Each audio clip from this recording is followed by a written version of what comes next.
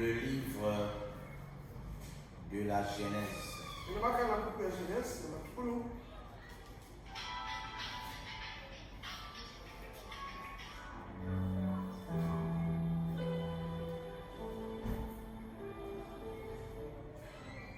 Au chapitre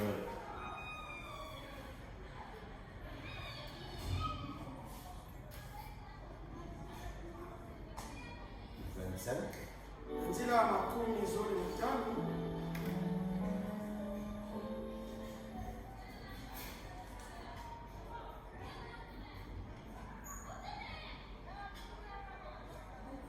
À partir du premier verset.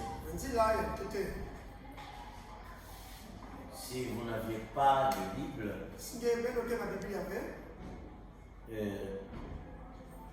je lirai pour vous.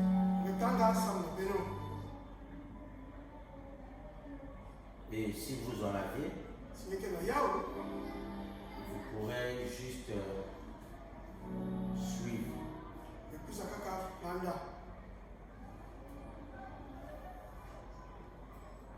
Abraham prit encore une femme nommée Ketura.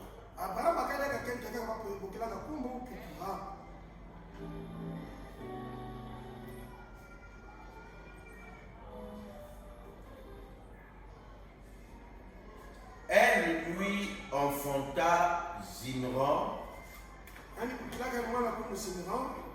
Jokshan, Médan, Madian, Jishbak et Chouak.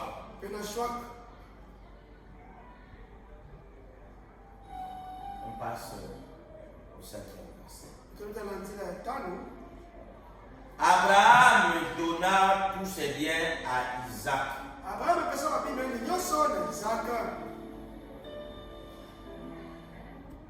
Et il fit des dons au fils de ses concubines. Et tandis qu'il vivait encore, il les envoya loin de son fils Isaac. Du côté de l'Orient, dans le pays d'Orient.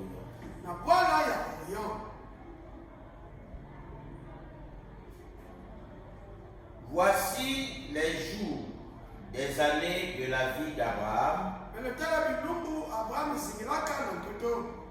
Il vécut 175 ans. Abraham expira et mourut.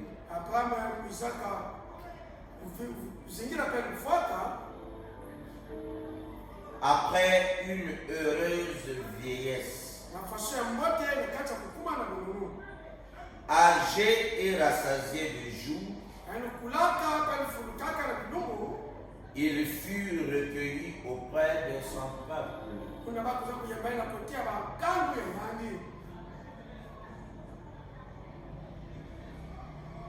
Dieu Tout-Puissant, te remercions pour cette occasion, pour ce privilège, cette opportunité que tu nous as donnée. Et tant que mortel, de venir dans ta présence et présenter nos doléances. En sachant que tu nous écoutes toujours et que tu nous exauces toujours, nous nous recommandons entièrement entre tes mains. Comme tu avais modélé le ciel et la terre, que tu leur donnas des forces, et tu y plaças des lois pour les gérer, en toi nous nous confions. Que tu prennes soin de chaque âme ici présent. Et que tu prennes soin de chaque sillon. De chaque motte de terre. et que tu en fasses ce que tu avais arrêté. Il devrait prendre place dans le fleuve de notre vie. Ce que nous n'avions pas pu exprimer. Que ta grâce soit faite au siècle des siècles. Dans le parfait nom du Seigneur Jésus. Nous te l'avons prié ainsi. Amen. Que le Seigneur vous bénisse richement. Amen. Vous pouvez vous asseoir. Très ravi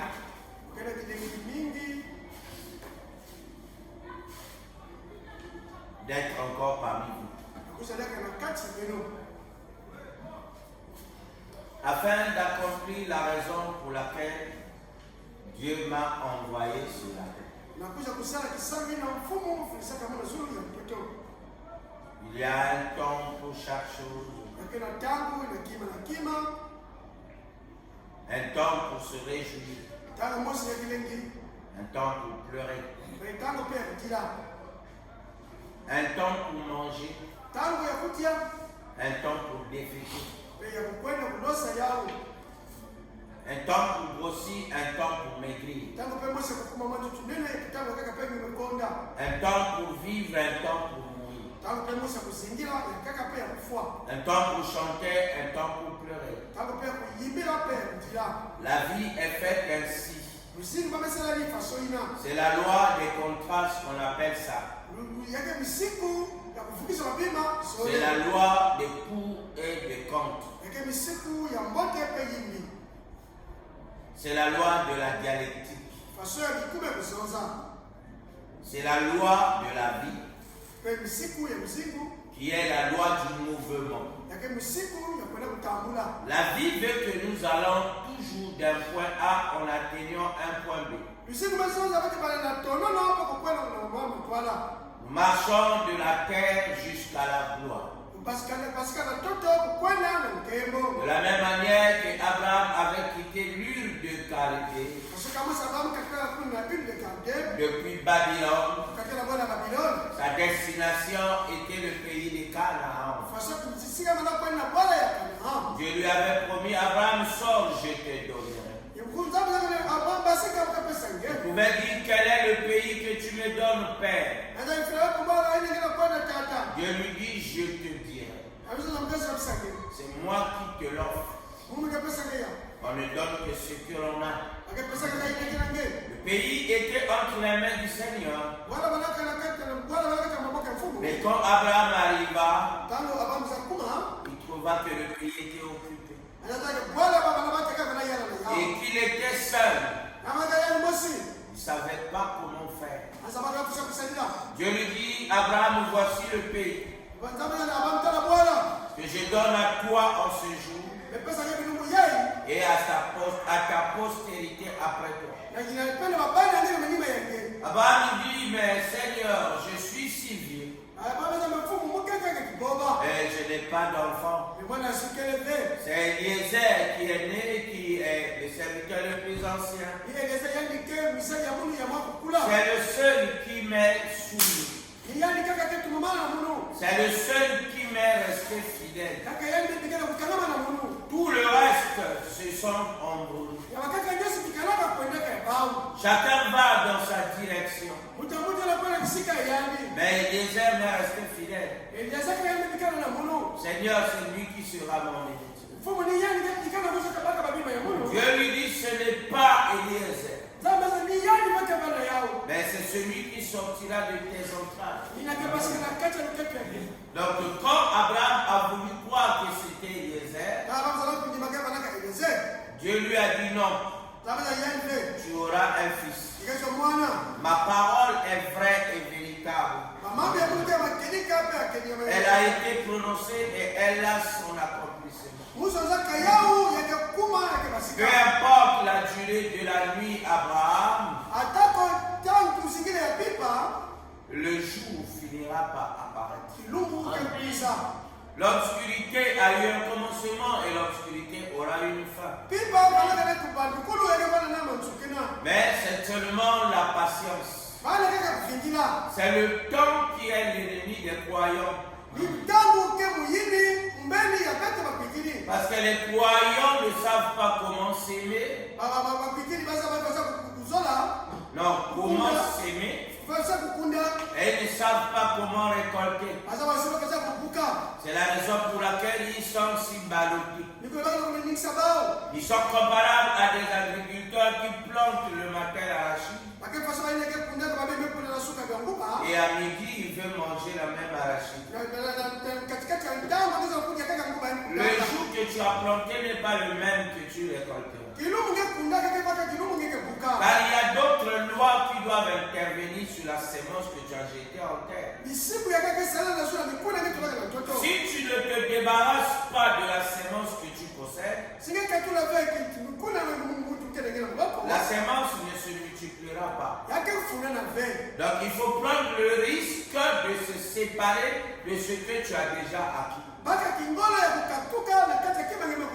Il faut le jeter par terre. Mais on le jette par terre quand on est certain que c'est la bonne terre. Donc, dans la loi de la sémence, il faut faire le choix de la terre. Tu dois porter la sémence qui est entre tes mains. Si tu ne fais pas le bon choix, la sémence mourra. Ah oui, parce que tu as choisi le mauvais terrain. Tu prends ta sémence, tu la jettes sur un terrain où coulent les laves des magmas des volcans.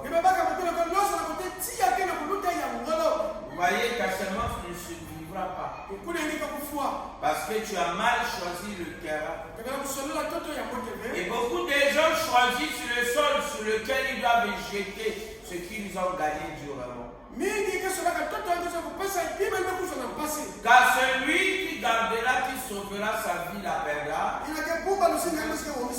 Si tu as travaillé, que tu as gagné de l'argent et que tu ne veuilles plus le dépenser, ou ce que tu as gardé, tu le perdras. Car quelqu'un d'autres personnes te le prendra. Car ils viendront fouiller dans tes poches. Ils mettront devant toi des pièges. Et leurs mains qui leur permettent de soutirer les avoirs des autres. Et comme toi tu n'investis pas, tu n'apprends pas à te séparer de ce que tu as gagné.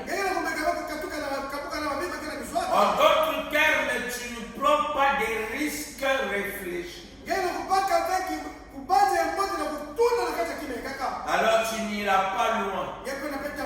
Car dans la vie, il faut savoir prendre des risques.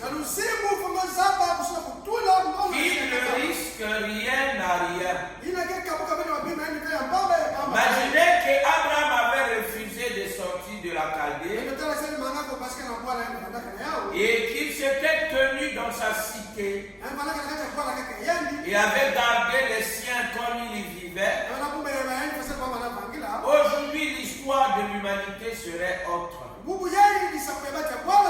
Certainement, on n'aurait pas parlé du peuple d'Israël. Mais Abraham est rentré en lui-même et a décidé, a pris le risque de quitter la maison de son père et de sa mère, de sortir de sa patrie et d'aller vers une terre étrangère. Quelquefois, la bénédiction est liée à la géographie. Alors, dès cet instant, vous devrez savoir lire votre géographie. ses amis de l'école de la promotion. Et ils ont chassé le vieux de rester au salon. Et on lui a demandé de monter un peu dans la mezzanine. Et de demeurer dans le grenier. Et on lui avait retiré sa Bible. Et on lui donna un livre de géographie. Et ils étaient tous des intelligents. La fille venait de terminer ses études. Elle avait reçu son diplôme de fin d'année ou fin de cycle. Et vraiment le festin était merveilleux. Dès qu'ils ont commencé leur festin, ils ont commencé leur réveillon. Car ils allaient y passer toute la nuit.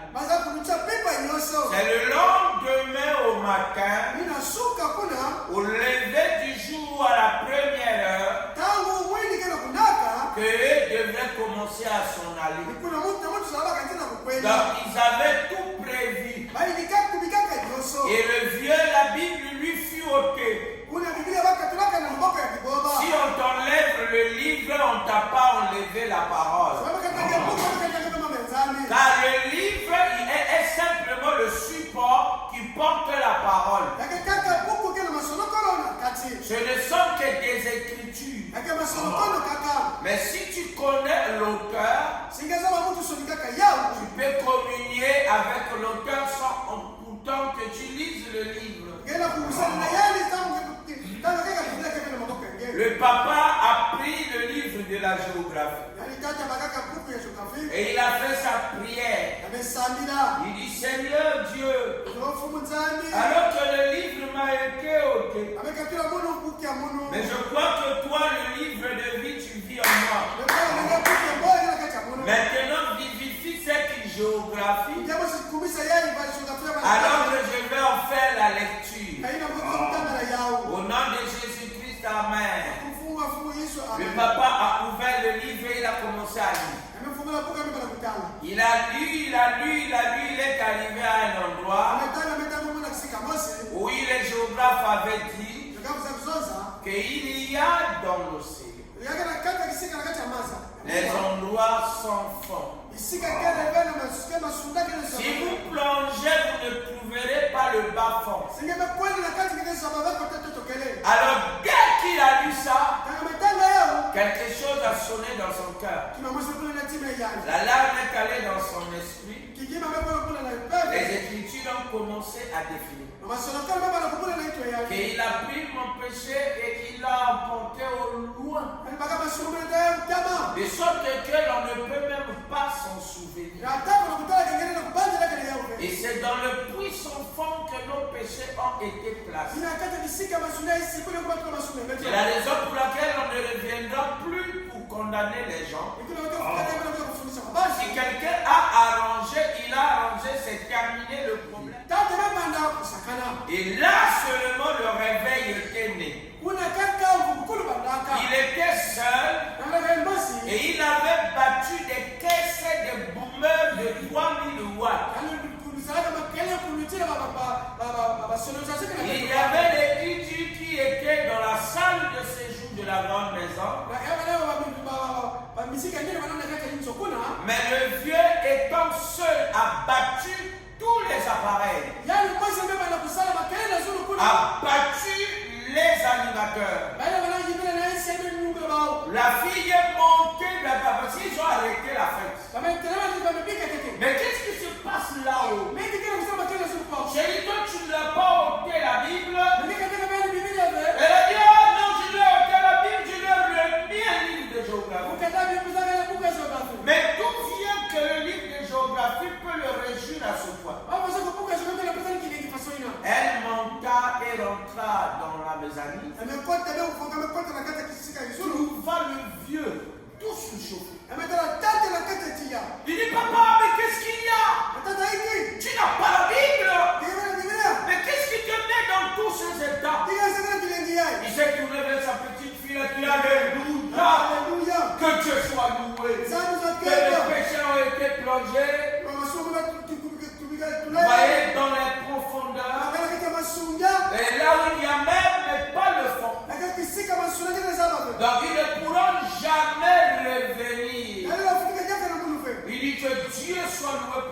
géographie.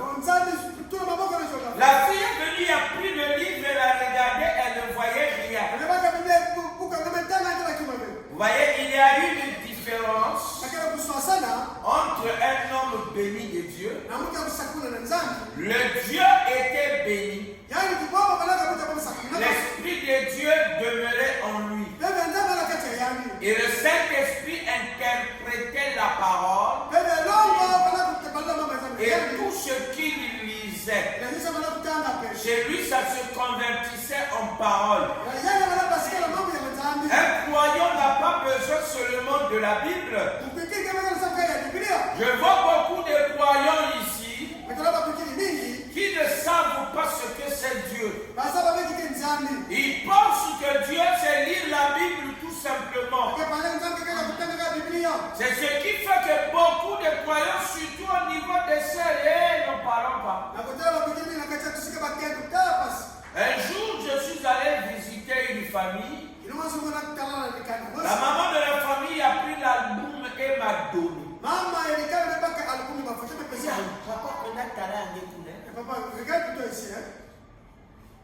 Et j'ai commencé à regarder. J'ai vu les photos de la sœur que je suis allé visiter. Avec les amis de l'école, elle jouait. Elle pouvait prendre les photos et la mettre sur l'épaule des amis de classe. Et ils pouvaient être 4 ou 5 ou 6. Vous voyez, la communion était merveilleuse. Mais lorsqu'elle venait à l'église, pour sortir, elle sortait toujours comme ça. Ça, c'est pour aller aux toilettes. Et lorsque la réunion terminait, ne pouvait pas rester là en train de saluer les frères. Il me semble qu'elle était trop sainte. J'ai regardé, j'ai montré à mon épouse. Elle a regardé. J'ai ri. Quand je suis arrivé à la maison, ça m'avait quand même tiqué. Elle est religieuse. Mais dégagée avec les collègues de l'école, mais avec les frères, elle était crispée. Donc, être avec un frère, c'est pas la parole. Si un frère vient et lui salue, elle te salue froidement. Donc, elle se renferme dans sa coquille. Il n'y a pas de dialogue. J'ai dit, mais c'est quelle parole ça? Ça là sera en train de boire en enfer. Le comportement là n'est pas la parole. Ce n'est même pas de la prudence. Fabana me dit, elle serait mieux au milieu des bien-aimés frères. Même si c'est des garçons, que d'être léger au milieu des gens de l'extérieur. Parce qu'à l'école là-bas, oui, c'est 1000 éducations. C'est différent, 1000 éducations. Vous voyez, mais à l'église, chacun a eu son éducation. Mais ici, vous recevez l'éducation d'une même source. Donc, en dehors des divergences des sources d'où vous provenez, il y a une source où vous êtes tous d'accord. Ah oui, c'est la parole. Tout le monde est d'accord. Je ne suis pas Aristide Maubert ici. Mais dans la parole, tout le monde s'accorde. Donc avec les croyants, il y a un champ, un domaine dans lequel on est tous d'accord. Un domaine dans lequel on peut se mouvoir. Un domaine dans lequel nous pouvons demeurer. Vous voyez, sonder les profondeurs, sans pourtant que les mauvais esprits vous visitent. Surtout si vous seul. Si tu as une autre amie, appelle-la qu'elle vienne dans la communion. Car il est doux et agréable pour les bien-aimés de demeurer ensemble. Cela est comparable à l'huile d'onction qu'on déposait sur la tête d'Aaron, qui oignait son visage et sa barbe, de sorte que sa bouche entière était ointe, tombait sur sa robe, jusqu'au pont de sa robe, et l'huile tombait sur les pieds. Donc l'onction qui descendait sur la tête d'Aaron était la plénitude de l'onction. Allant de la tête jusqu'aux pieds, allant du ciel jusqu'à sous la terre, allant du haut en bas, car le voile était déchiré du haut en bas. La volonté de Dieu est d'abord établie dans le ciel. Ensuite, nous nous prédisposons de manière qu'elle s'établisse dans notre vie. Dans la communion avec les croyants est meilleure. Mais quand vous voyez des bien-aimés qui ne sont pas bien avec les croyants, il y a un problème. Soit les deux côtés ont tort, soit l'un des côtés a tort, l'autre a raison.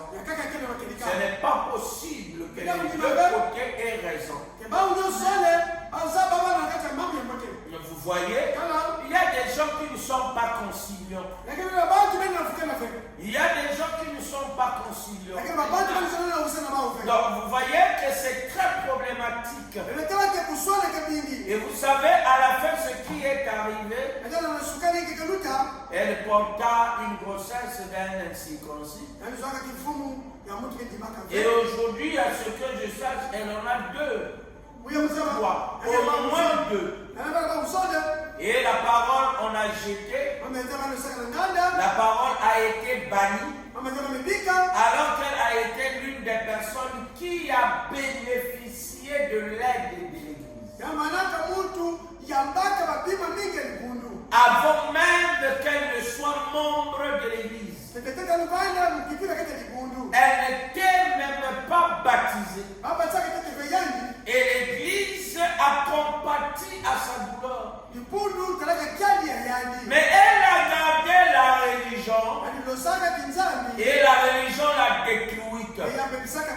Vouloir paraître saint devant les gens. Alors que ce n'est pas ce que tu es. J'enseigne aux gens d'être des gentlemen, des gentils hommes. Je parle avec les jeunes gens, mais l'Église a des problèmes. Il y a un gros problème qui se pose.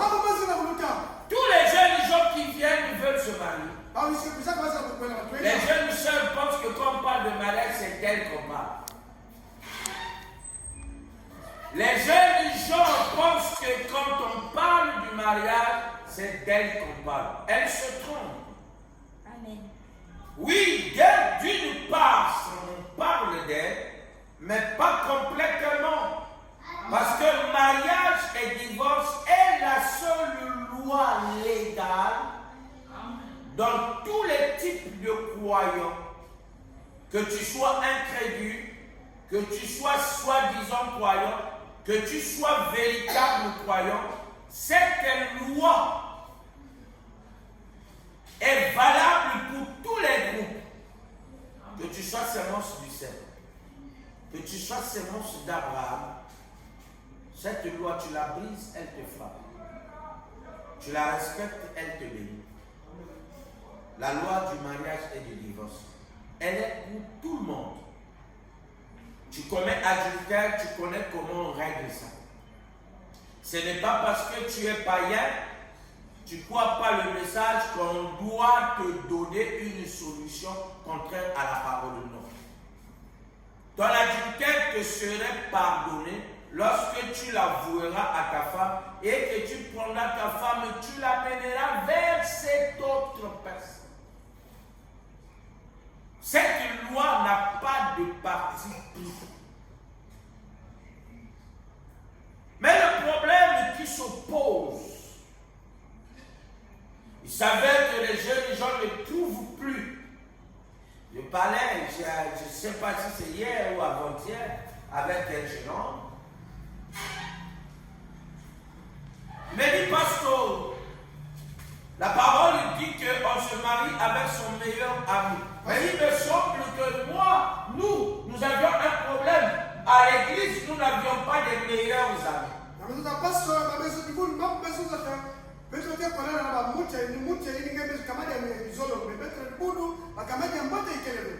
J'ai dit oui, vous voulez seulement les amis que les autres vous amènent. Mais vous n'exhortez plus. Vous ne témoignez plus.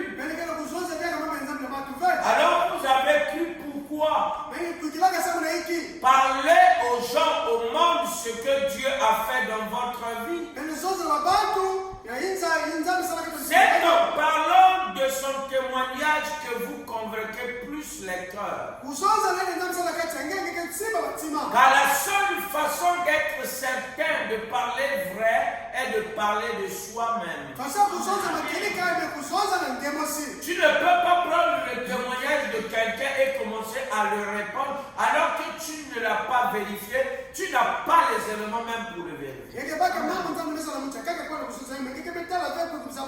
Or, s'il y a une chose que tu ne peux pas tromper, c'est ton propre cœur et Dieu. Donc, quand tu donnes un faux témoignage à ton sujet, tu sais que tu deviens un paria. Une personne de mauvaise vie. Une personne exclue du royaume. Une personne livrée au séjour des morts. Parlez de ce que Dieu a fait dans votre vie et vous attirerez les gens à vous. Parce que l'ange a dit, si tu amènes les gens à te croire, crois ce que Dieu a réalisé en toi. C'est cela la chose la plus importante. Tu créeras, tu deviendras un centre d'attraction. Mais aujourd'hui, les jeunes gens, ce n'est pas leur affaire.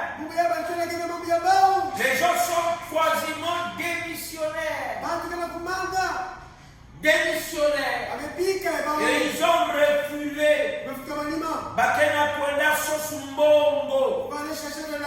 Je mets quiconque à défi qui ira chercher l'argent et abandonne la parole. J'attends qu'il m'en ramène. Cette expérience est une fausse chose. Mais mon frère, tu ne donnes pas conseil aux gens. Tu laisses tes amis fuir l'église et aller chercher l'argent. Et pourtant tu y es passé. Ça fait des années qu'il a exprimé ça. Je lui avais dit, je t'attends que tu me ramènes de l'argent. Et il est revenu en disant, parce que tu as raison. C'est une fausse histoire. Israël, Dieu le bénit quand il est dans son pays. Dieu bénit Israël quand il est dans sa position. La position du croyant, c'est dans la parole. Je vous l'ai dit qu'il est plus tard que nous ne le pensons. L'épouse sait qu'elle préparait elle-même. Les gens vont à l'école, subissent les mêmes formations, mais tous n'ont pas les mêmes résultats.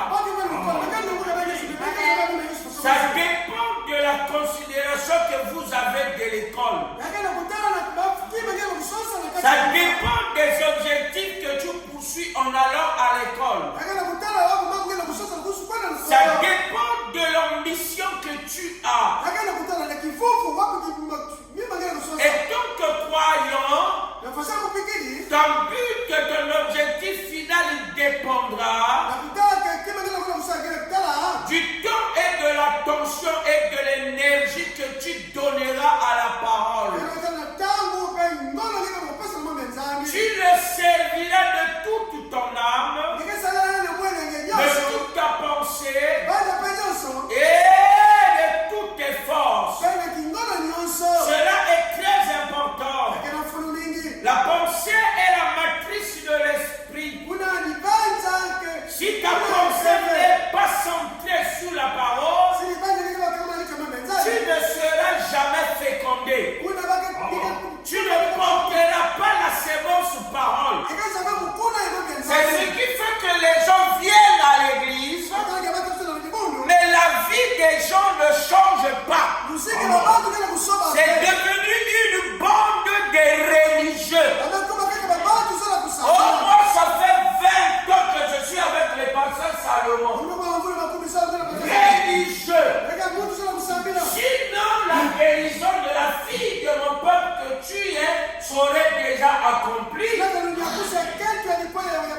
Est-ce qu'il n'y a pas de bombe en Galade? La galaxie était le pays d'origine de l'île de prophète. Et l'île de prophète était originaire de Galade. C'est là-bas qu'on trouvait la meilleure huile d'onction. Et en appliquant sur soi, on obtenait la guérison sur toutes sortes de maladies. Mais nous avions reçu Élie de Malachita. Nous avions reçu le dernier des prophètes. Nous avions reçu la dernière et la grande trompette. Mais nous sommes en train de errer comme Israël dans le désert. Israël a erré dans le désert, n'a récolté que le jugement. Un peuple incrédule, ils sont tous morts dans le désert. Des 2 millions qu'ils étaient, 2 personnes seulement entrèrent. Mais tous ceux qui sortirent de l'Égypte, il n'y a eu que Josué et Caleb. Tous ont péri dans le désert. Où sont-ils les héros de la foi? Quand vous demandez non, je suis à la réunion de famille. Quand vous demandez non, je suis à ceci. Oui, vous devrez travailler. Mais aujourd'hui, travailler fort ne suffit pas. Mais vous devrez comprendre pourquoi vous devrez travailler. Et dans quoi vous devrez vous investir. Jeunes gens, investissez. Oui, Frère Branham a investi. Frère Branham n'était qu'un pauvre prédicateur. Il n'avait que quelques milliers de dollars dans son compte. Ce n'était pas beaucoup d'argent. Il est allé, il a vu le banquier, il a pris des engagements. Il a donné la responsabilité au banquier de garder son argent et de l'utiliser. En achetant peut-être les actions, en prenant des obligations. Ça se fait, mes bien-aimés frères. Pourquoi les gens qui travaillent à Chevron, à Luton, ainsi de suite, lorsqu'ils vont en retraite, ils ont toujours les moyens.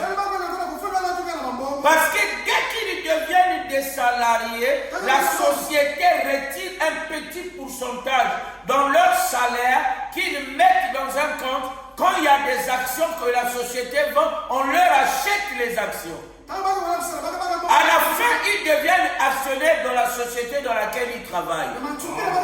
Leur société leur achète des actions dans d'autres sociétés. Et à la fin, ils ont toujours de l'argent. Ils auront une bonne vieillesse. Ils pourront voyager, aller où ils qu'ils voudront et ceux qui refusaient d'investir. Ah non, 99% c'est la raison pour laquelle 99% de l'humanité est dans la misère.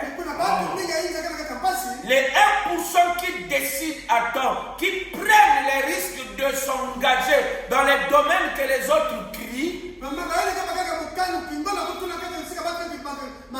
ils sont la portion importante, qui s'enrichit, dont l'argent n'est pas un problème pour eux. Et tu es fait. Hey, tu laisses la parole. Non, Israël n'a pas fait ça. Même David qui était le roi d'Israël.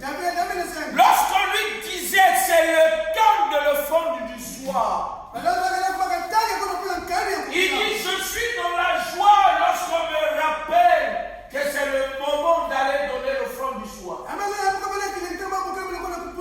C'est lui-même qui s'était fixé cet objectif. Quand le temps de le front du soir arrivait, il devrait être au temple. Peu importe les situations, car nous n'aurons pas suffisamment du temps réel pour bien servir notre Dieu. Alors le petit temps que nous avions, essayons de maximiser notre engagement dans le temps avec notre Dieu. Au boulot, nous passons des heures, des journées entières. Mais l'église, c'est 1 heure la semaine et 2-3 heures les week-ends. Donc, la semaine, nous avions un maximum de 5 heures. Vous pensez que 5 heures d'écoute de la parole suffisent pour combler, pour amener les âmes? Alors que pour les études, les enfants font par jour 5 à 7 heures de travail. Donc dans la semaine, ils ont 25 heures, d'autres ont 30 heures, d'autres ont 35 heures. Et d'autres ont même 42 heures. Vous voyez, ils prennent plus du temps, malgré le temps, tous ne réussissent pas. Et le côté du salut, il nous ouvre toutes les portes. Oui, là nous sommes plus négligents. C'est très grave. Et nous voulons que Dieu nous bénisse. Il y a un problème. Dieu a béni Isaac et il a fait les dons aux enfants de toutes ses concubines. Isaac avait la bénédiction. Mais pourtant les enfants des concubines, c'est des gens, c'est les pays comme l'Afghanistan, le Qatar. C'est des pays très riches. Aujourd'hui, ils ont le pétrole et les pétrodollars. Ils jouent avec l'argent. Ils marchent sous les blancs, les Américains, les Anglais, les Italiens, les Français. Allez-y voir comment les Émirats de Dubaï jouent avec le reste de l'humanité. Comment le Qatar blague avec les décisions de l'ONU. Parce que le blanc tremble devant l'argent. Il a un attachement terrible, un envoûtement terrible sur de l'argent. Et pour de l'argent, il est prêt à faire n'importe quoi. Il est prêt à faire n'importe quoi. Et pourtant, eux n'avaient que les dons. Ils n'étaient pas bénis. Remarquez quand Isaac était vieux, ce qui s'était passé. Parce que être béni, faites attention. Ça ne veut pas dire les billets de banque. Les billets de banque, nombreux les ont. Nombreux les ont eu. Papa a vendu la parcelle, ils ont partagé l'argent. Tout l'argent a disparu. Personne n'a avancé. Personne n'a évolué. Parce que ce n'était qu'une bande de pauvres qui ont reçu l'opportunité de toucher beaucoup de billets.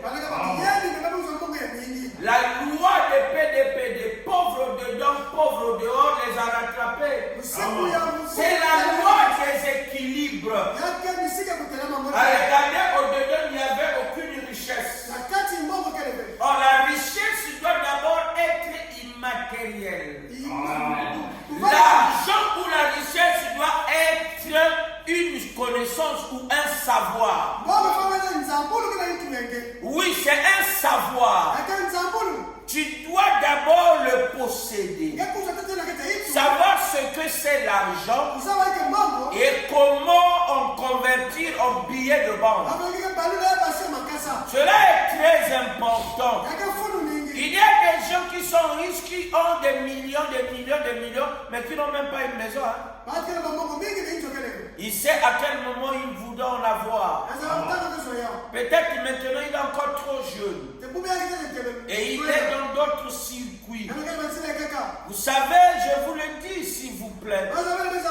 La Russie, qui a des champs de richesses, selon la connaissance du monde, selon le classement du monde, la Russie est le pays le plus riche en ce qui concerne les pierres précieuses et les terres et l'agriculture. Après la Russie vient la RDC au monde. Mais frère Branham nous dit, tous les pays du monde mis ensemble ne peuvent pas gagner Israël. Car sous la mer morte là-bas, il y a plus de richesses. Qui vous allez écouter? Vous voyez, frère Branham, vous allez écouter le rapport de l'OCE, l'Organisation mondiale du commerce, l'OMC. C'est ceux-là que vous allez écouter. Ça, ils ont fait ce rapport selon la sagesse du monde, selon la sagesse des hommes. Ils ont récolté les données et ils les ont classifiées. Ils ont trouvé que la Russie, c'est le pays le plus riche du monde. Après la Russie vient la RDC. Mais William Branham nous dit que Israël est plus riche que le reste des pays mis ensemble. Alors là, ça vous regarde, hein, ça vous regarde. Hein? Ça vous regarde. Un frère était venu me voir. Nous sommes en 2002-2003. Il dit, Pasteur Salomon, qu'il y avait brebis angé. Parce que je crois que la terre est ronde. Toi, tu nous as enseigné que la terre est carrée. Bon, j'avais compris qu'il n'était pas du tout croyant. Il avait un problème. Il a quitté ici, il a eu le bac, il est allé en fac. Alors les démons de l'université l'ont changé de position. Il a préféré croire ce que les docs lui enseignaient. Et il a rejeté William Branham. J'ai lu la citation de William Branham. Et j'ai dit aux croyants, aux bien-aimés frères, vous êtes libres de croire ce que vous voulez. Si c'est les dires du frère, je suis passé là bien avant lui. J'ai fait la première année en 1988. Lui, il y est allé 14 ans, 15 ans après moi. Vous voyez, c'est comme moi, j'ai vu le soleil il y a de cela 15 ans. Et plus tard, toi tu viens, tu me dis, oh, regarde la petite ours. Mais mon ami, moi j'ai déjà contemplé ça avant toi des années. Donc si tu as besoin d'aide, on va t'aider. Quel matériel il te faut pour que tu examines bien le ciel. Mais plus tard, quand il est revenu, oh non, vraiment, pardonne-moi. Je ne comprenais pas. J'ai dit, bon, Frère Branham, imprimérien, a corrigé le plus grand savant du monde. Albert Einstein, il a dit, il était intelligent, il avait étudié la lumière, la colonne de feu l'avait visité, mais il a eu une mauvaise application. Au lieu d'avoir l'application spirituelle, il a appliqué cela à la chair. Ça a engendré Nagasaki et Hiroshima. Et il est mort avec l'angoisse, en voyant l'intérêt qu'il essayait d'attirer le gouvernement américain, parce que Hitler était plus avancé sur le terrain de l'armement. Alors il a secoué le gouvernement américain pour qu'il travaille et prenne les équations de Pierre Fermi et agissent là-dessus pour être en avance par rapport à l'Allemagne. Et lorsqu'ils ont travaillé, ils ont eu l'avance, ils sont allés bombarder le Japon. Mais les Japonais n'avaient pas grand-chose à voir là-dedans. C'est parce que le Japon et l'Allemagne étaient les civilisations les mieux développées en ces temps-là.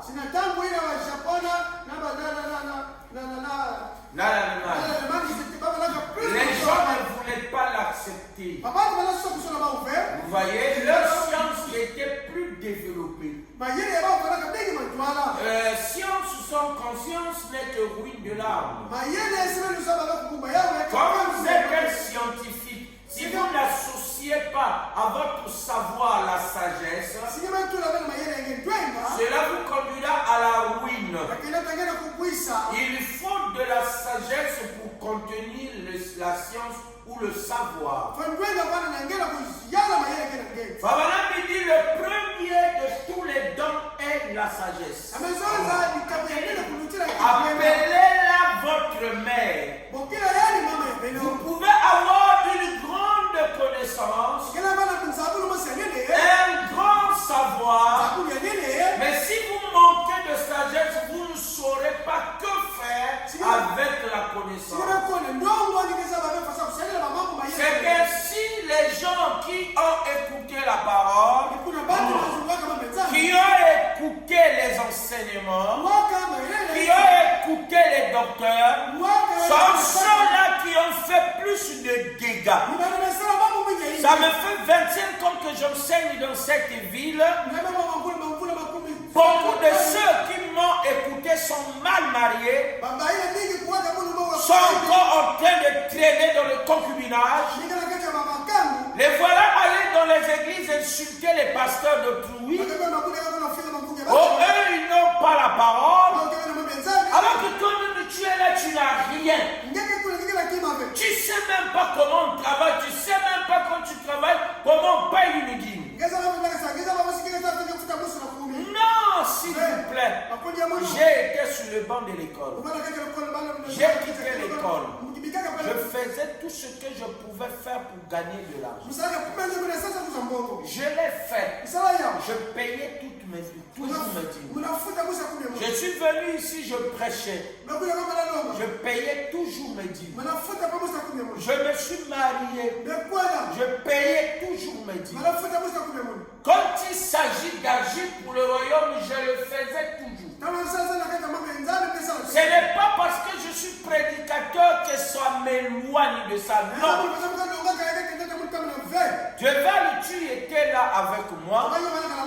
Il regardait comment tous les lundis ou les mardis, il devrait envoyer de l'argent aux gens à l'intérieur, aux prédicateurs qui étaient dans les missions. Quand j'ai vu que les gens ne sont pas sérieux, parce qu'ils commençaient à gagner un peu d'argent, ils ont commencé à manquer du respect aux prédicateurs qui étaient dans les localités. J'étais obligé de couper ça. Ils sont venus s'installer en ville. Ils ont commencé à aller s'associer à des gens. J'ai dit, frère, toi tu vas chez des gens, pas dans le but de travailler, c'est dans le but de créer du trouble. Ils ne se sont pas arrêtés. Dès qu'ils entendent un tel a eu telle situation, c'est les mêmes qui quittent leur maison, qui vont à la télévision pour aller exposer les autres. J'ai dit c'est une honte. Alors que l'humanité va en s'unissant, en se réconciliant, les croyants soi-disant même du message, quand bien même quelqu'un demande pardon, jamais.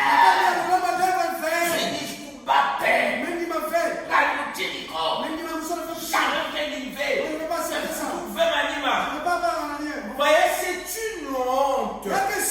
C'est une honte. Tu n'as jamais fait l'église. Tu ne sais pas la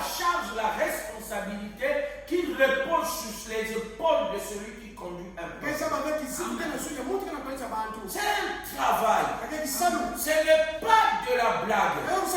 Donc ne viens pas et dire que tu es mal marié.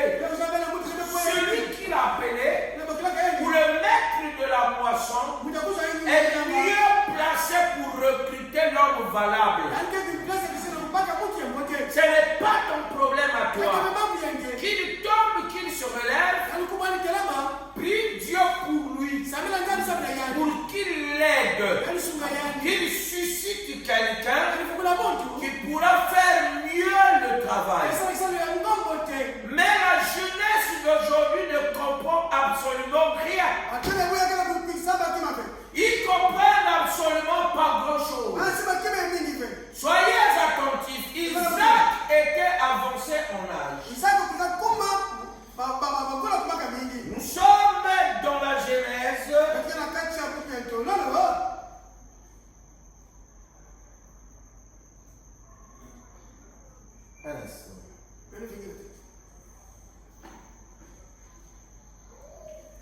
Genèse 27 à partir du premier verset. Isaac devenait vieux.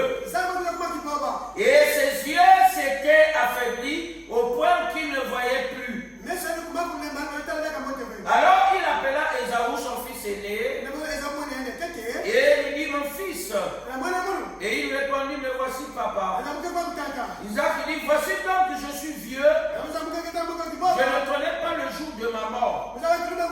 Maintenant donc je te prie, prends tes armes, ton carquois et ton arc, et va dans les champs et chasse-moi du gibier.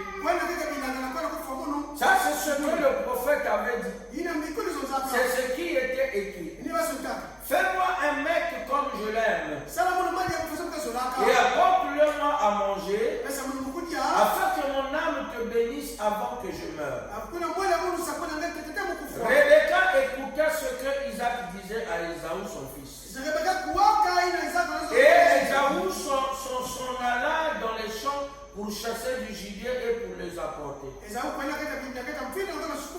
Rebecca dit à Jacob son fils, voici j'ai entendu ton père qui parlait ainsi à Ésaü ton frère. Apporte-moi du gibier et fais-moi un mec que je mangerai et je te bénirai devant l'Éternel avant ma mort.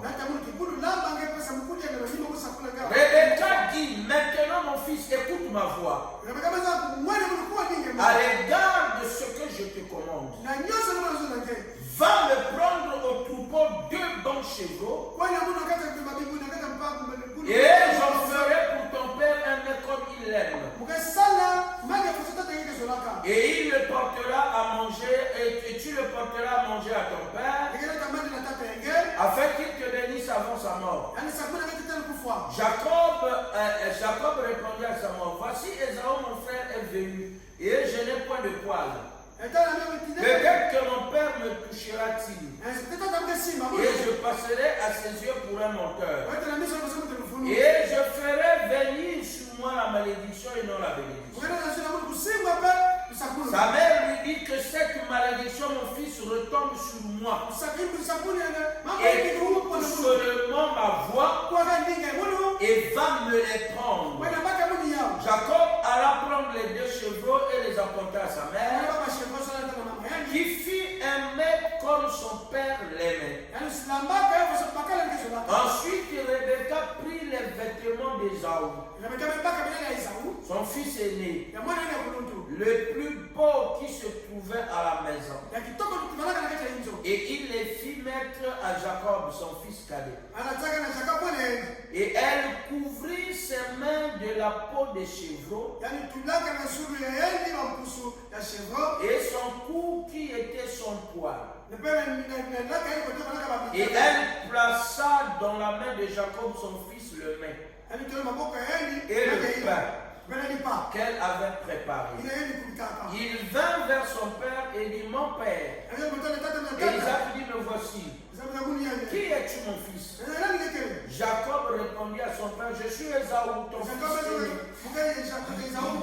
J'ai fait ce que tu m'as dit. Lève-toi, je te prie, assieds-toi et mange de mon gibier. afin que ton âme me bénisse.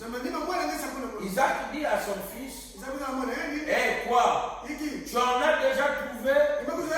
C'était quand même trop rapide. Parce que là où il avait commandé, c'était loin. Quand tu pars, tu vas revenir seulement vers le soir. Et toi, tu en as déjà trouvé? Mon fils, et Jacob répondit, c'est que l'Éternel, ton Dieu, l'a fait venir devant moi. Et Isaac dit à Jacob, approche donc. Et que je te touche. Mon fils, pour savoir si tu es Ésaü ou non. Et Jacob s'approcha d'Isaac son père qui le toucha. Et dit, la voix est la voix de Jacob, mais les mains sont les mains d'Ésaü. Il ne le reconnut pas.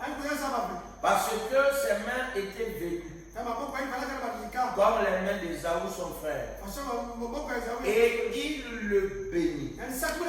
Il dit, c'est toi qui es mon fils Ésaü. Et Jacob répondit, c'est moi. Isaac dit, serre-moi et que je mange du gibier de mon fils, afin que mon âme te bénisse. Jacob le servit et il mangea. Et il apporta aussi du vin et il but. Alors Isaac son père lui dit, approche donc et baise-moi mon fils. Et Jacob s'approcha et le baisa. Isaac sentit l'odeur de ses vêtements. Puis il le bénit. Et dit, voici l'odeur de mon fils est comme l'odeur d'un champ que l'Éternel a béni. Que Dieu te donne de la rosée du ciel et de la graisse de la terre, du blé et du vin en abondance, et que des peuples te soient soumis, et que des nations se prosternent devant toi. Sois le maître de tes frères, et que les fils de ta mère se prosternent devant toi. Maudit quiconque te maudira et béni quiconque te bénira. Isaac avait fini de bénir Ésaü, avait fini de bénir Jacob, et Jacob avait à peine quitté son père Isaac qu'Ésaü son frère revint de la chasse.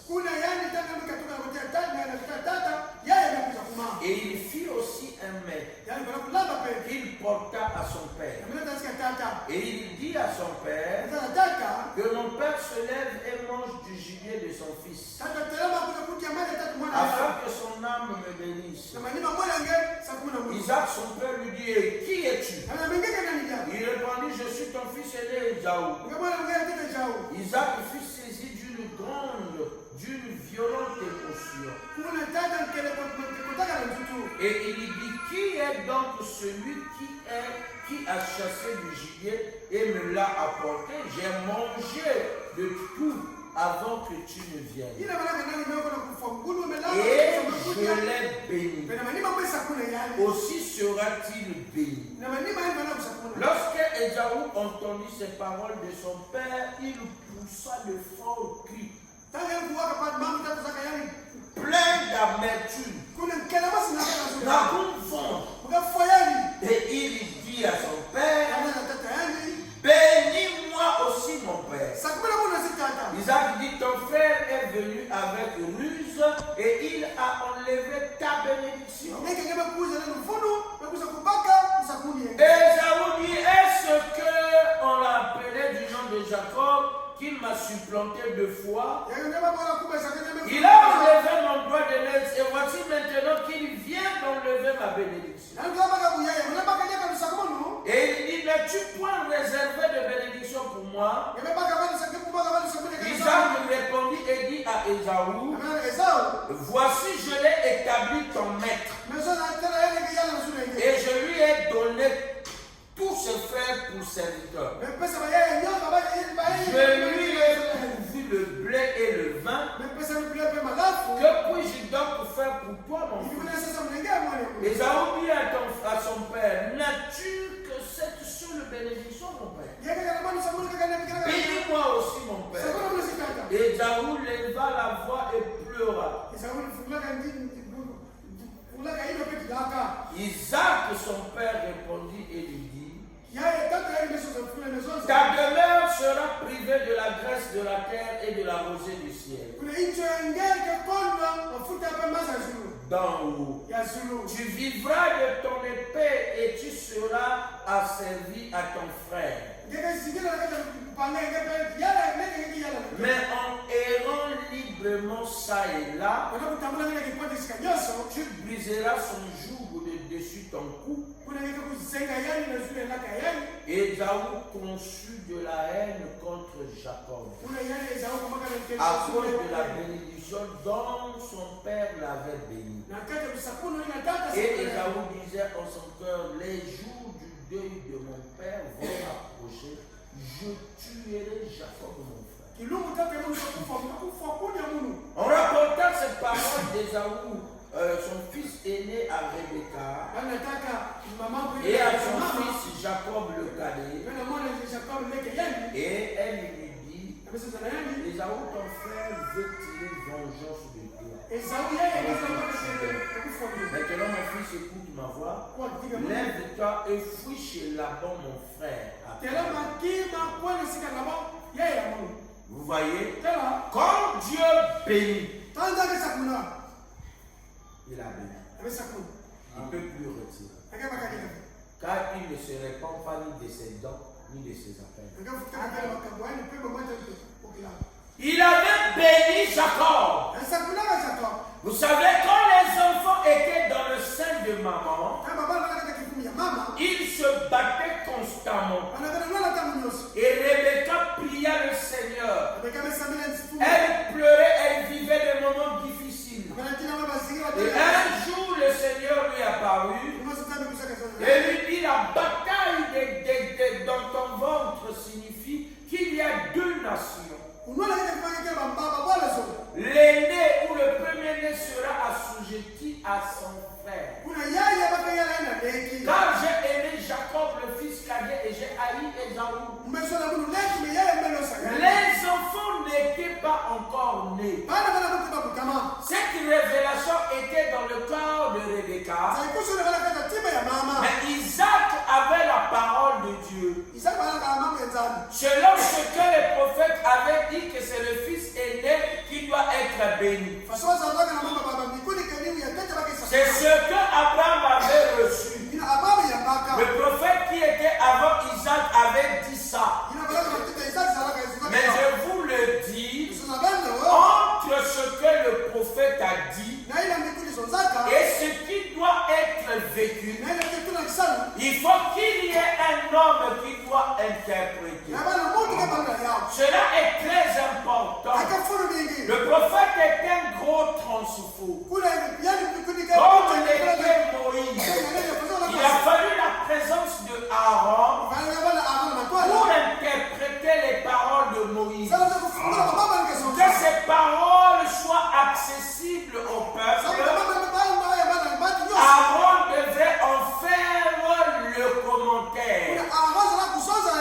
Cela est très très important, les bien-aimés frères. Quand Isaac ou Abraham a béni Isaac, il n'y avait plus rien pour les fils des concubines. Il n'y avait plus de bénédiction.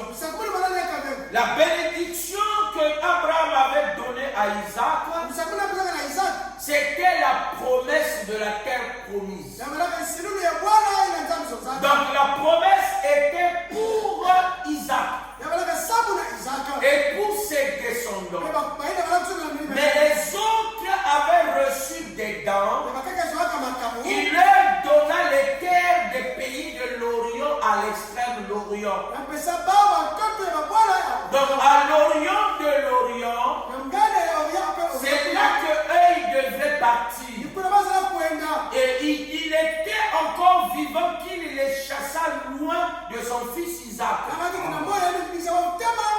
Car les enfants des esclaves ne pouvaient pas hériter avec le fils de la promesse. Isaac était le fils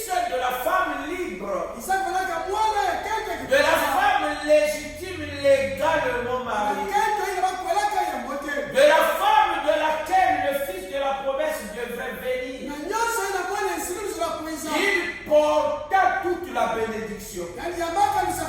Mais les autres ont reçu des dons. Et voyez ces nations arabes, comment elles sont prospères. L'argent, ils en ont, mais le principe de la vie, ils ne l'ont pas. Même la religion qu'ils traînent, ils la bafouent. Allez à Dubaï, vous vous rendrez compte que s'il y a le péché, c'est un lieu de péché. Mais pourtant, apparemment, c'est un paradis, un jardin de l'Éden. Il n'y a pas de jardin d'Éden sans le serpent. Et il n'y a pas de serpent sans le péché. Et le péché, c'est l'incrédulité. Cela est très important. Dieu peut te donner des donations. D'autres les ont héritées. D'autres les ont reçues des mains des pères et des mères. Et celui qui trouve une femme sage a trouvé le bonheur. Vous voyez? Allez-y voir ces nations. Où la majorité des autorités établies sont dans la sodomie et sont dans les vices contre nature. Vous trouvez des rois qui ne sont pas mariés. Mais si un homme qui doit diriger un royaume, il n'est pas marié, il ne peut pas honorer sa nation. Comment il va honorer vraiment une famille? Si tu n'es pas marié, tu n'as pas d'enfants. Ou les enfants, tu les chies comme cela. Tu n'as pas marié les femmes qui t'ont donné les enfants. En quoi tu honoreras ta république? Vous voyez, tu devras laisser les vices là courir toute la nation, courir tout le royaume. Et ils ont les pétrodollars, ils ont l'argent en foise. Mais ils ne sont pas bénis plus que Israël. Car Israël est la prunelle de l'œil de l'Éternel. Si tu touches à Israël, tu as touché à Dieu. Si tu les injuries, tu as injurié Dieu. Tu les maudis, tu as maudit Dieu. Et malheur à celui qui maudira l'Éternel.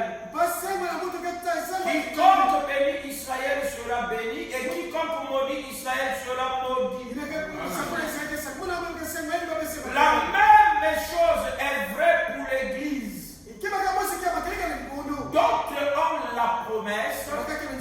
Il y a d'autres, c'est les amis de l'épouse. Il y a d'autres, c'est des Ismaël. Peut-être qu'ils suivent la parole parce qu'ils ont connu des gens dans l'église, on va l'aider, il va se marier. Mais ils ne sont pas du tout dans la course de la parole. Le problème d'avoir la parole en eux, dans leur vie, n'est pas important. C'est la raison pour laquelle les principes de la parole ne leur regardent pas. Ils peuvent marcher dessus, ça ne les embête pas. Ils marchent comme s'il n'y avait pas un Dieu. Ils vont le regretter, ils pleureront. Je vous le dis. Je vous le dis. L'un des premiers pays à avoir un ministère de l'économie du savoir, c'était la Corée.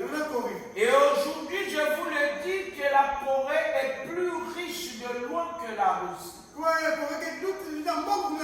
Ils exportent plus que n'exportent les Russes. Mais pourtant qu'ils n'ont rien dans leur sous-sol. Parce que la Corée a été pillée à plusieurs fois. Les Japonais ont pillé, les Chinois ont pillé, les Américains ont pillé. Et leur sous-sol ne contient plus rien. Et ils exportent aujourd'hui plus que le reste des nations. Parce qu'ils ont commencé à sonder le ciel. Ils ont commencé à sonder le savoir. Je parlais à un frère hier soir. lui ait dit, entre quelqu'un qui a beaucoup de billets et quelqu'un qui détient un savoir, celui qui a le savoir est plus riche que celui qui a les billets. Aujourd'hui, si quelqu'un te donne de l'argent, c'est bien. Mais s'il ne t'apprend pas comment gagner de l'argent, il n'a rien fait de bon. Donner à quelqu'un du poisson, c'est bien. Mais ce n'est pas le but ultime. Ce n'est pas le bon acte ou le bon résultat. Ça ne l'aidera en rien. Ça lui permettra de passer une semaine ou quelques jours. C'est juste un sauvetage. Les aides sociales n'aident pas les nations. Ça n'a développé aucun pays, s'il vous plaît. L'aide sociale n'aide pas. Ça amène les gens plutôt à la prison. Mais quand vous enseignez à quelqu'un comment gagner de l'argent, vous avez fait plus que lui donner de l'argent. Tu n'as rien perdu. Parce que quand tu partages un savoir, tu ne l'as pas perdu. Mais quand tu partages de l'argent, c'est une différence, une soustraction qui s'est faite dans ton argent, dans tes économies. Tu as perdu et lui il a reçu. Et plus 10 000 moins 10 000, c'est zéro. Donc tu n'as rien fait. En prenant de l'argent, en donnant à quelqu'un, tu n'as rien fait. Mais plutôt, il faut l'enseigner comment gagner de l'argent. Quand tu le lui enseigneras, toi, tu n'as pas perdu.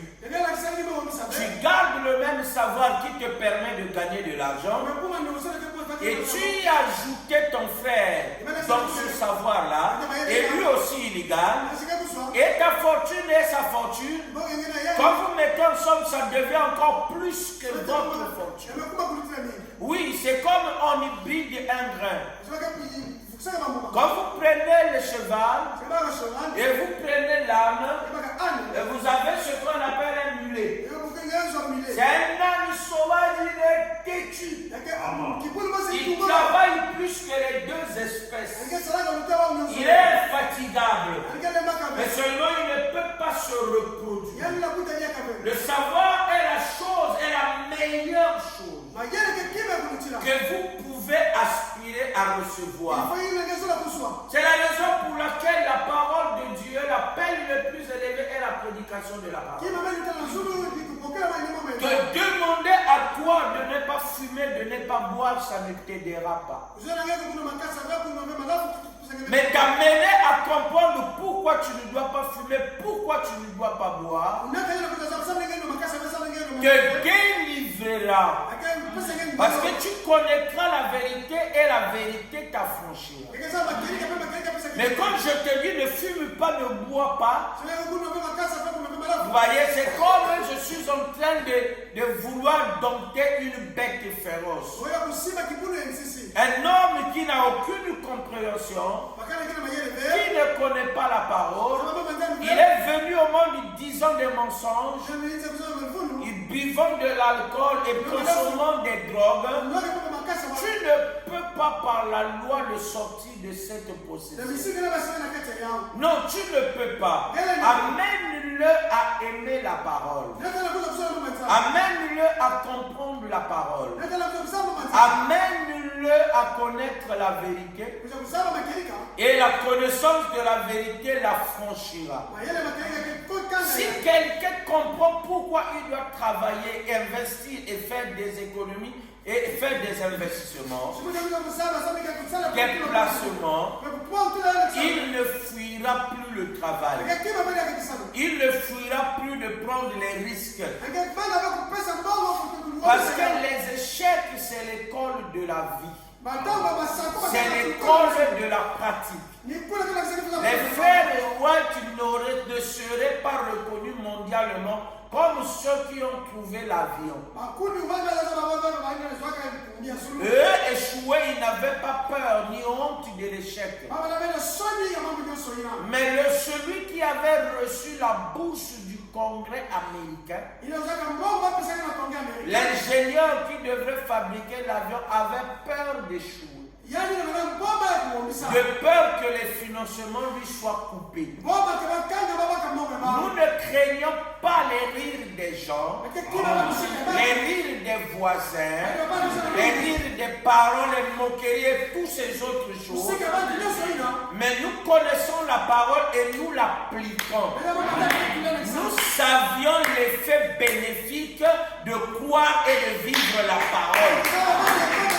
Peu importe que 10 000 tombent à ma gauche, que 1000 tombent à ma droite, David a dit, moi j'avancerai. Parce qu'à la fin, je connais que je remporterai le prix de la vocation céleste. Je ne le fais pas pour moi, je ne le fais pas pour X ou Y, mais je le fais pour l'honneur de mon Dieu. Nous ne le servons pas par peur. Vous voyez, on ne sert pas Dieu par peur d'aller en enfer. Mais nous le servons par reconnaissance. Pour le sacrifice qu'il a fait pour moi.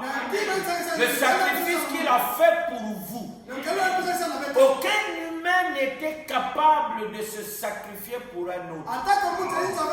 Mais lui a abandonné la gloire, a abandonné les principautés, a abandonné les privilèges qui lui étaient confiés, est devenu insemblable et a donné sa vie pour nous.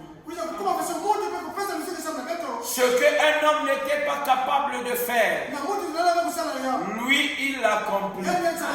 Oh, je vous dis, mes amis, regardez ce qui se passe au dehors. Un rassemblement, une offrande donnée, les gens se barrent. Mais la plus grande offrande que l'humanité n'ait jamais reçue a été offerte pour que nous ayons la vie en abondance, pour que nous recevons la vie éternelle. Ça n'attire plus les gens. Quand vous parlez de Dieu, on dit, ah ben il n'y a pas bien, il va passer les escrocs. Parce que c'est ce que les autres, ceux qui nous ont précédés, ont présenté. Ils ont voilé, caché la vérité, et les gens ne connaissent plus la porte du ciel. Et ils ont des problèmes, parce que quand vous y arrivez, on vous dit, si tu parles en langue alors que tu as le Saint-Esprit. Et Paul Wewer, on a ramassé plein. La voix internationale, on l'a ramassé plein. D'autres, on a dit que si tu as les sensations, alors c'est la preuve que tu as le Saint-Esprit. Et ils en ont rassemblé plusieurs. D'autres ont dit, si tu prophétises, tu parles des langues étrangères, alors que tu as le Saint-Esprit. Non, le Saint-Esprit est une personne. Christ est personnifié, vivant au travers de votre vie. Donc votre vie n'est plus la vôtre, devient une vie d'occasion. C'est la vie que Christ a vécue et qu'il vous donne. Vous n'avez qu'à appliquer. Vous n'avez qu'à appliquer. Il vous a donné la cartographie. Tu n'as plus besoin à te demander comment je vais faire pour aller à Chimbamba. Regarde, il lit seulement dans la carte et le chemin de Chimbamba te sera présenté. Et tu n'as qu'à suivre le chemin, tu arriveras à Chimbamba. On n'a plus beaucoup d'efforts à fournir. Nous n'en avions plus. Le temps n'y est plus. Je n'ai pas allé fouiller, chercher comment, ce qu'il a dit. Oui, moi je l'applique. Peut-être que je vous le dirai dans un autre langage. C'est ce que les gens disent. Ça, c'est les interprétations particulières. Mais tel que Moïse l'avait dit, cela nécessitait un commentaire ou une interprétation. Parce que Moïse était au sommet de la montagne avec Dieu. Et Josué attendait les recommandations de la part de Moïse. Il était serviteur de Moïse. Et c'est Moïse qui était le serviteur de Dieu. la gloire, Dieu lui dit ne crains pas Josué. Car toute portion de terre te foulera la plante de tes pieds, moi je te l'accorde. N'attends pas que les choses viennent à toi. De toutes les façons, dès lors jusqu'à présent, le royaume appartient aux violents. Tiens-toi dans la première ligne. Quand une opportunité s'ouvre, soit parmi les pionniers, c'est là que tu gagneras plus que tous les autres. Mais quand ça sera tellement populaire, et les asticots s'installeraient. Quand ça descend sur la tête, que tout le monde commence à comprendre que la bourse est une bonne chose, les placements, les obligations, ça serait trop tard, les banques seraient déjà fichues, ainsi de suite. Quand les gens comprendront que le système bancaire actuel n'est qu'une arnaque, une fois que tu commences à faire les transferts de 15, 20, 30, 40 millions, chaque fois, la banque refusera de payer ton argent. Et on te demandera, non, il faut fournir tel document, tel document. Tout ça pour te perdre du temps, que ton argent ne parvienne pas, qu'il ne soit pas investi. Que vous ne puissiez pas développer votre contrée, vous ne pouvez pas développer votre pays. Et comme les autorités nombreuses des personnes ne comprennent pas cela, parce qu'ils sont occupés à autre chose, ils ne comprennent pas qu'une nouvelle révolution est en marche. Le système bancaire est déjà Icabo. Les rotules sont déjà là, ça fait plus de 200 ans. Aucune démocratie n'ira au-delà de 200 ans. Ça ne durée de vie n'est que de 200 ans. La banque est Icabo.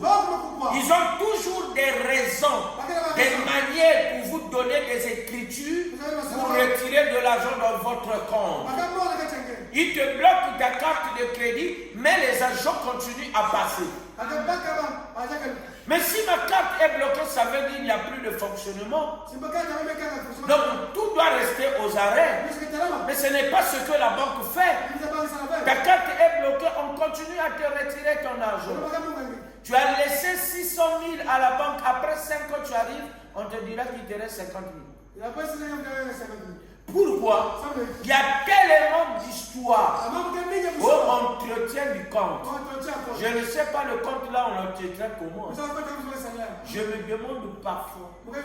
Oh non, on a balancé les écritures. Oh non, le système avait connu des problèmes. Il y avait une mise à jour.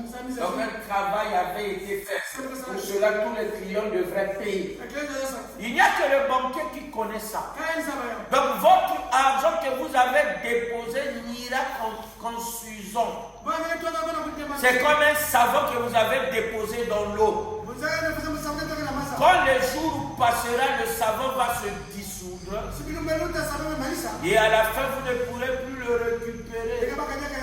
Vous voyez, vous avez été ruiné, mais vous ne vous êtes pas rendu compte. Quand les gens vous le disaient, vous vous moquez. Toute révolution qui a révolutionné cette humanité avait été d'abord traitée de ridicule. Non, ça, les idées comme ça, c'est ridicule. La blockchain, c'est ridicule. Ça, moi, je ne peux pas faire. Je préfère aller acheter mon pain et aller le vendre. Il n'y a pas de problème. Allez acheter ton pain et aller le vendre. Mais pour parvenir à des sommes pharaoniques, tu n'y parviendras pas. Vous voyez, tu auras des problèmes. Vous comprenez? Ce n'est pas facile. Ça sera ridicule. Après, on dira que non, c'est dangereux. Parce que la Kimnambong avait une chose. Avait fui avec de l'argent.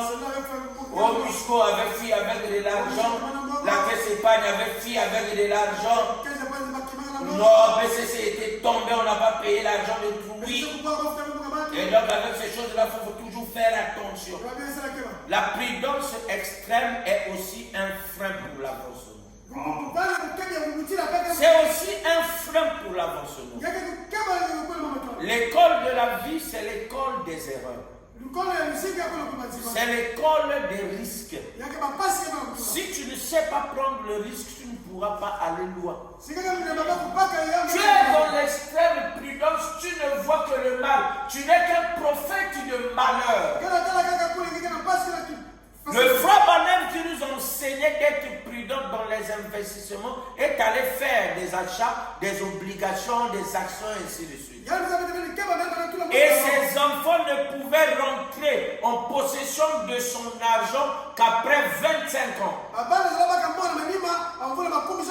Donc de 1965 à 1990, aucun héritier de Branham ne pouvait retirer $1. C'est à partir de 1991 qu'ils sont rentrés en possession. Vous voyez, du placement que leur papa avait fait. Cela était important. Aujourd'hui, ça devrait nous inspirer. Mais les gens peuvent parler de la parole, peuvent parler du salut. Le côté intelligence financière, ils ne le veulent pas. Et nos écoles parlent des finances. Eux-mêmes, les docteurs en comptabilité et en finance n'ont aucune activité. En dehors des postes qu'ils peuvent occuper. Oh non, tel séquestre. Oh, celui-ci fondeur de pouvoir. Oh, celui-ci père. Oh, celui-ci DAF, directeur des affaires financières.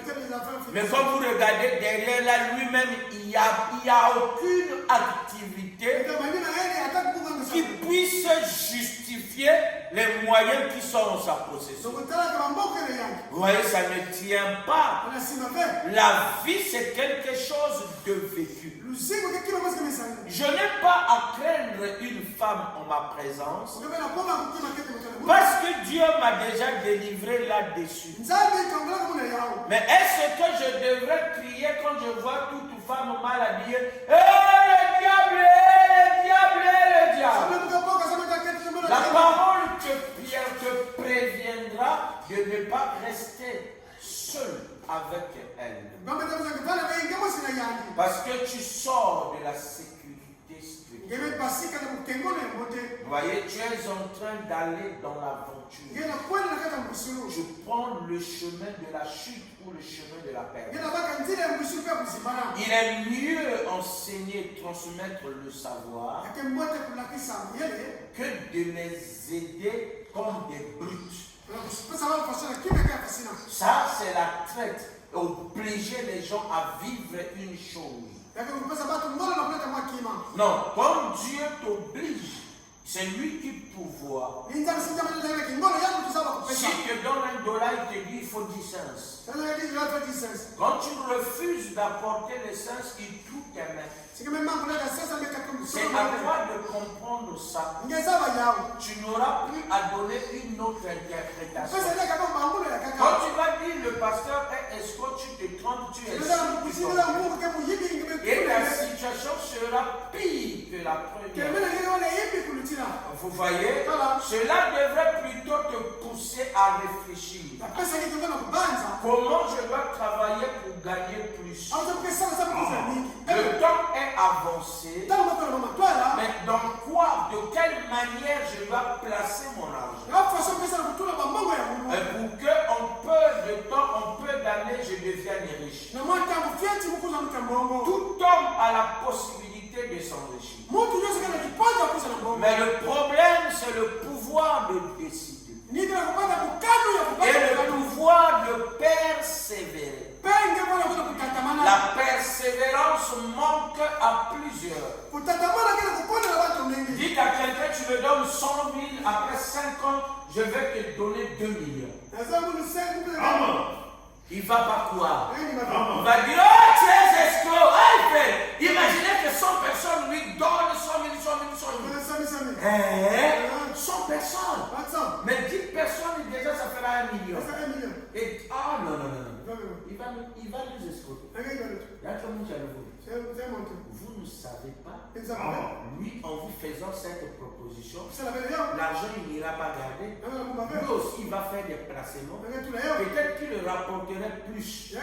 Qu'il deviendrait un gros industriel. Il va développer l'agriculture. Que la production sera pharaonique. Il sera obligé d'exporter sa production. Que cela lui rapporterait plus d'argent. Et vous donner 2 millions après 10 ans, ce n'est pas un problème. C'est comme cela que le pays de l'oncle Sam s'est développé. Mais nous apprécions le développement des États-Unis. Et la politique des États-Unis, nous la repoussons. Ce qui a amené les États-Unis à être ça, l'état d'esprit d'être libre, de ne pas dépendre d'une quelconque administration. Vous voyez, d'être indépendant et de développer la richesse. Ça, les humains ne le veulent pas. Ils veulent seulement la chaîne au cou et aux pieds. Il va aller mettre son argent quand la banque ferme ou fait banque route, il commence à pleurer. Qui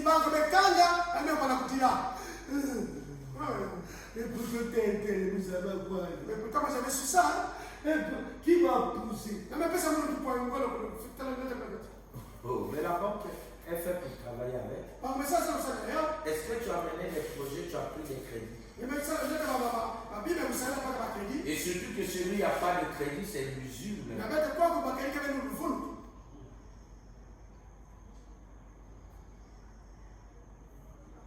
C'est même l'usure. Or qu'il y a un taux normal auquel on ne devrait pas du tout dépasser. Mais on va vous parler de l'assurance, on va vous parler de telle obligation de ceci. À la fin, vous dépassez même les 20, parfois vous atteignez 25, 24%, parfois jusqu'à 30%. Voyez le crédit que les mutuelles que nous avions sur le terrain octroient et quelle est la valeur ajoutée. La valeur du remboursement. C'est les yeux de la tête. C'est pas fait pour se développer. Il faut être très intelligent, avoir un projet bien ficelé pour placer cet argent que vous obtenez par crédit chez nous. D'abord, la durée qu'on donne n'est pas du tout le crédit. C'est tellement le court terme. Le terme est trop court. Alors que le crédit devrait te faire allusion au long terme. Ça lierait plus les gens, ça leur donnerait plus de clients. Car ce qui fait vivre une banque, c'est le crédit. C'est le produit par excellence. J'aimerais que vous gardez cela en vous. Que le savoir est meilleur que l'aide sociale. Comment gagner est meilleur que tien. Le tien te ramènera à l'esclavage. Tu deviendras Johnny le corbeau. Tu calculeras aller de maison en maison pour solliciter. Mais tu ne prendras pas le temps de commencer une activité. Alors commencer est meilleur. Sème avec pleurs et tu récolteras avec joie. Sème avec pleurs. Tu récolteras avec joie. Si ce que tu récoltes aujourd'hui ne te plaît pas, change ce que tu mets sur terre. J'arrive à planter la douleur. Il a récolté la joie. Il a ensemencé la maison. C'est ça qu'il a jeté par terre. Et lorsque c'est sorti, c'était des milliers de maisons. C'était des centaines de ranches. Il est devenu l'un des hommes les plus riches dans le côté religieux. Ce à quoi il ne s'attendait pas. Il est allé pas à pas et il a persévéré. tout en gardant la foi. Il n'a pas brisé pour abandonner la foi. Mais il disait, Fabanam, c'est à moi d'apporter et non à moi de venir prendre. Je m'en fiche si quiconque vient te voir, c'est à moi d'apporter. Ça l'a béni d'une drôle de manière. Aujourd'hui, son nom est mis dans les armoires du royaume de Dieu, comme faisant partie des plus grands donateurs. Et Dieu l'a appelé et il a mené beaucoup des âmes à Christ. Parce que son témoignage était touchant. Un vendeur dans la rue, un garçon en Milan, qui devient milliardaire en dollars, ça a dépassé l'entendement. Et pourtant cela est vrai. Cela est vrai. Ça dépend du chemin emprunté. Que le Seigneur